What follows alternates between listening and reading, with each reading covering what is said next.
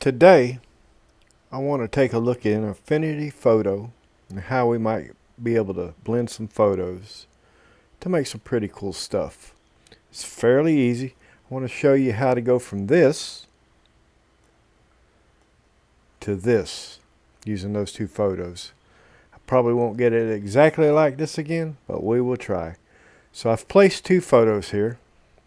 What I want to use, and I want to use these two, and what I'm going to do, now you can play around with this with your photos, see what works for you, but I want to go ahead and I'm just going to drag this out. And then we'll center this guy up about right here.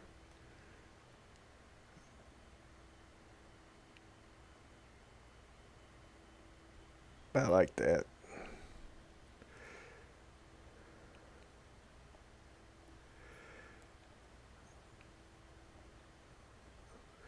And what we're going to do, this is the one I want to blend into the one behind it. So I got it selected. I'm going to come down here and click my mask layer right there. And then I'm going to open it up and make sure my mask is selected. And I'm going to come over to my gradient tool. And I'm just going to place it somewhere. Like that. And then I'm just going to click away. And then I'm going to come over here. Make sure that's selected again. I want to get this side. I'm going to make me another mask. Make sure that's selected. Grab my gradient tool. And probably about right here.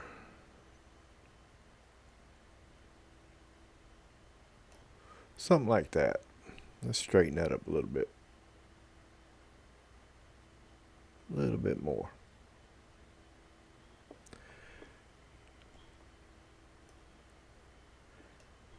Back over on this mask. Just don't quite like it. About like that.